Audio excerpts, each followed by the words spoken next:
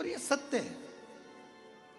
भले आपका छोटा सा झोपड़ा हो ना, आप कितने भी अच्छे होटल में रह रहे हो, कितने भी अच्छे आप कॉटेज में रह रहे हो, खूब डनलप का गद्दा है, डनलप का, और खूब जोरदार पानी भी मिल रहा है, वेटर भी लगे हैं, भोजन भी मिल रहा है, और बढ़िया चाय भी मिल रही है, कॉफ़ी भी मिल रही है, उसके बाद भी 1 महीना 15 दिन 20 दिन आप रहोगे, रहने के बाद आपको एक ना एक दिन आपके घर की याद जरूर आएगी। भले वो टूटा हुआ झोपड़ा क्यों ना हो, चाहे उस घर में तुम्हारा साधारण सा रुई का गद्दा क्यों ना हो, चाहे उसमें चटाई क्यों ना बिछी हो, पर अपने घर की याद अपने को जरूर आती।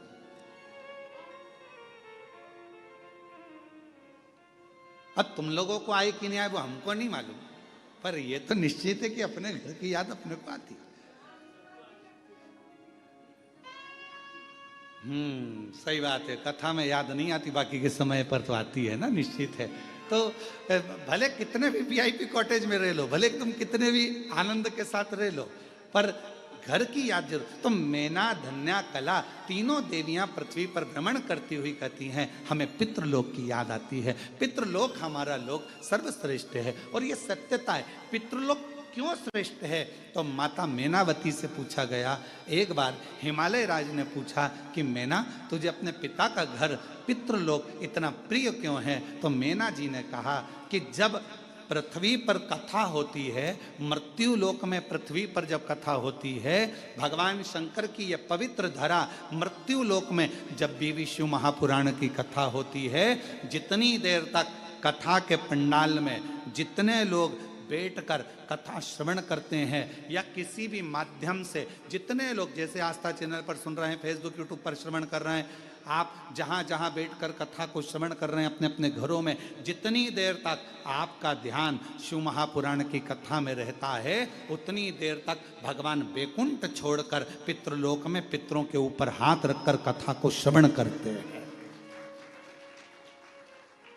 अब आप लोग जितने लोग बैठे हो, आपके पूर्वज, आपके दादा परदादा 71 पीढ़ी में, कोई महिला है, बेटी है, उसकी 71 पीढ़ी, कोई पुरुष है, उसकी 71 पीढ़ी। तो जितने लोग भी इस आस्था चैनल पर कथा को सुन रहे हैं, फेसबुक यूट्यूब पर कथा को श्रवण कर रहे हैं, या बेलूर की इस पवित्र घृष्णेश्वर महादेव की इस पवित्र हॉल में बैठकर इस कथा को श्रवण कर रहे हैं, आप जितने भी सुन रहे हैं, आपके पूर्वज, आपके पितर, आपके देवता, आपके दादा परदादा 71 पीढ़ी में जहां कहीं पर भी होंगे, वो पितृलोक में जब बैठे रहेंगे, आप कथा श्रवण कर रहे होंगे, उस समय पर भगवान देव अधिदेव महादेव, भगवान नारायण और भगवान ब्रह्मा, इंद्र, 33 कोटि देवता पितृलोक में जब तक आप कथा सुनते हो, उतनी देर तक वो पितृलोक में हमारे पूर्वजों के पास उनके कंधे पर हाथ रखकर ऐसे श्री शिव महापुराण की कथा को श्रवण करते हैं और वर देते हैं। देख, तेरे परिवार वाले कथा सुन रहे हैं, देख तेरे परिवार वाले कथा करवा रहे हैं, देख तेरे परिवार वाले 3 घंटे तक कथा में अपने हृदय को, अपने चित्त को, अपने मन को लगाए हैं। जा, पितृपक्ष में यह कथा तेरे पूर्वजों के आनंद में ये श्रवण कर रहे हैं। मैं 16 दिन के श्राद्ध में भगवान नारायण कहते हैं, मैं वर देता हूं कि जो पितृपक्ष की कथा श्रवण करता है, उसकी मनोकामना देव अधिदेव महादेव पूर्ण कर देते हैं। ये नारायण वचन देते हैं।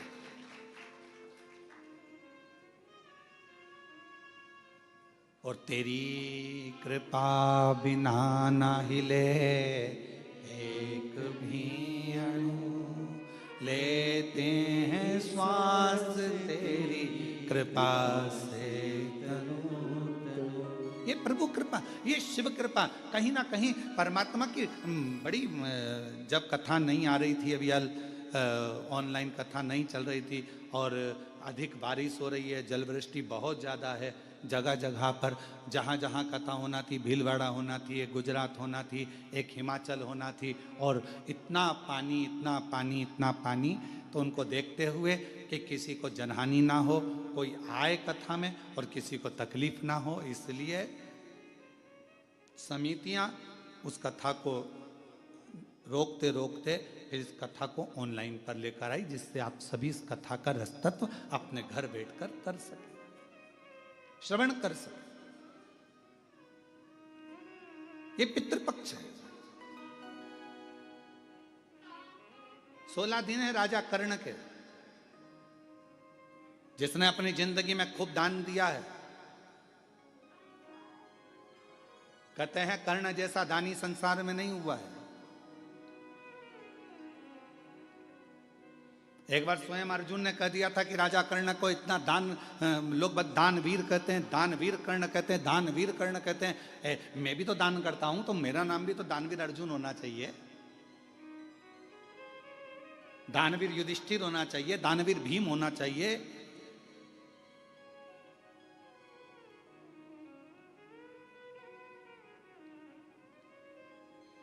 क्यों?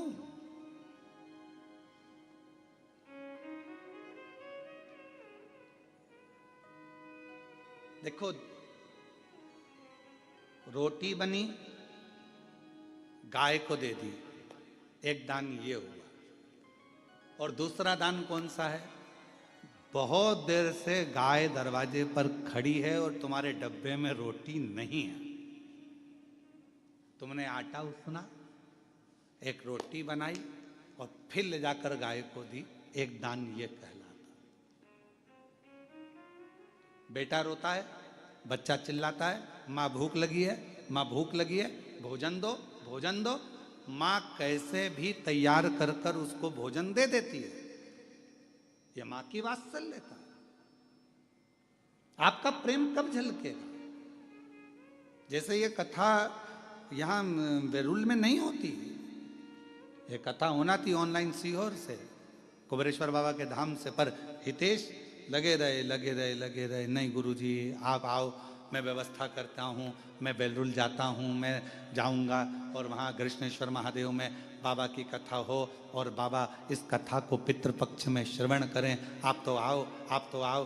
तो ये एक फॉर्मेलिटी पूरी करना एक अलग बात हो जाता है कि एक बार कह दिया, और एक वो हो जाता है नहीं साहब आना तो पड़ेगा ही।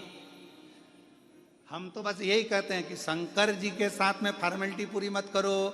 शंकर जी के मंदिर में जाकर एक लोटा जल चढ़ाकर फॉर्मेलिटी पूरी नहीं करना है। शंकर जी को जब जल चढ़ाओ और वापिस लौट कर आओ तो नंदी से कह कर आना, आज शाम को इंतजार करूंगी, भोलेनाथ को लेके मेरे घर आ जाना।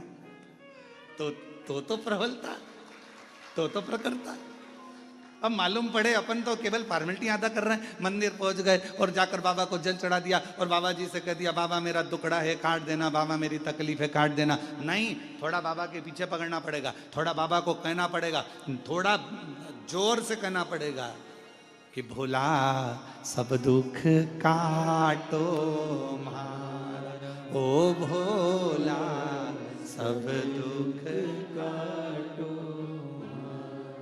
शिव शंकर जपूं तेरी माला, भोले बाबा जपूं तेरी माला, भोला सब दुख काटो, ओ भोला सब दुख काटो। थोड़ा जाकर विनय करना पड़ेगा, थोड़ा पकड़ना पड़ेगा, बाबा को हाला हजूर पकड़ना पड़ेगा। मैंने सुना है ब्रह्मलोक में तू नहीं रहता, मैंने सुना है वैकुंठ लोक में तू नहीं रहता, मैंने सुना है इंद्रलोक में तू नहीं रहता, मैंने सुना है गरुण वरुण लोक में तू नहीं रहता। मेरा शंकर तू तो पृथ्वी पर रहता है ना, मृत्यु लोक में रहता है ना। जब मृत्यु लोक में रहता है तो मेरा तो पड़ोसी हुआ ना। और वैसे भी छत्रपति संभाजी नगर वालों को तो कह देना चाहिए कृष्णेश्वर महादेव हमारे पड़ोसी हैं, हमारे पड़ोसी है। नासिक वालों को कह देना चाहिए हमारे पड़ोसी हैं त्र्यंबक बाबा। धूलिया वालों को कह देना चाहिए अरे क्या बात कर रहे हो कृष्णेश्वर महादेव, वो तो हमारे पड़ोसी हैं, हमारे पड़ोस में रहते हैं। अब पड़ोसी से रिश्तेदारी कैसी बनाना है तुम्हारे ऊपर निर्भर करता है। तुम अगर पड़ोसन को चाय वाय पिलाओगे अच्छे दमदारी से, उससे अच्छा प्रेम भाव रखोगे तो पड़ोसन भी तुम्हारी दुख की घड़ी में आके खड़ी हो जाएगी और कह देगी चिंता मत करो मैं खड़ी हूं ना, तुम तो तुम्हारी शादी ब्याह करो, बाकी का सब सामान मैं संभाल लूंगी। और पड़ोसन कहीं कहीं इतनी अच्छी होती है कि सब संभाल लेती है, तुम जाओ तुम पार्टी करो मैं सब संभाल लूंगी, सब संभाल लूंगी, सब संभाल लूंगी। और कहीं कहीं की पड़ोसन ऐसी होती है कि तुम जाओ पार्टी में मैं सब ले जाऊंगी। तो कहीं कहीं की ऐसी भी हो सकती है कि ले जाए उठा के।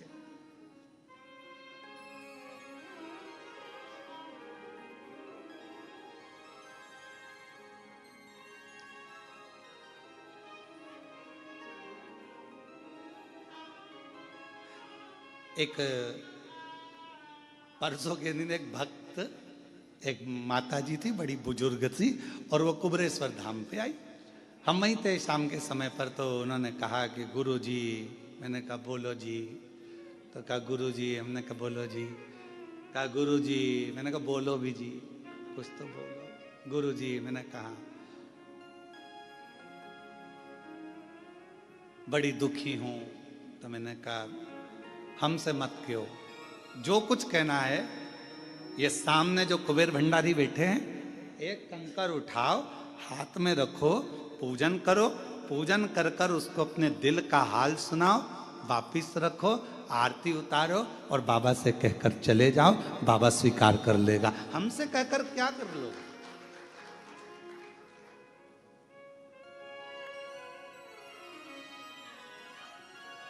हमसे कहकर क्या करो?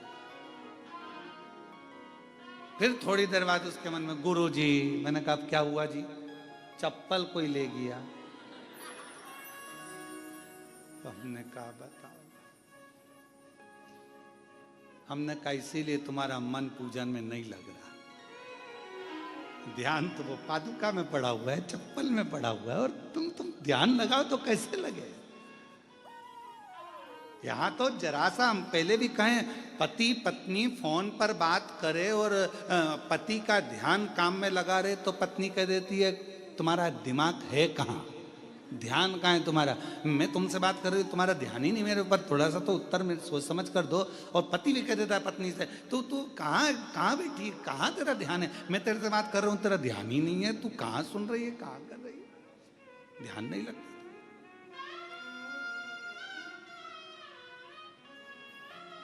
और मैंने तेरे ही भरोसे बाबा, तेरे ही भरोसे हवा बिच उड़ती जावांगी, बाबा डोर हथो छड़ी ना मैं कटी जावांगी, भोले मैं तेरी शंभो मैं तेरी।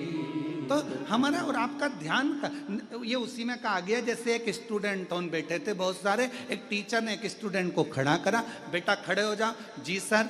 बोलिए केले के फायदे बताओ। तो उसने कहा सर केले का फायदा ये होता है कि उससे हड्डी मजबूत हो जाती है, और केले के छिलके का फायदा ये होता है कि उससे हड्डी वापस टूट जाती है। टीचर ने कहा बेटा नीचे बैठ जाओ।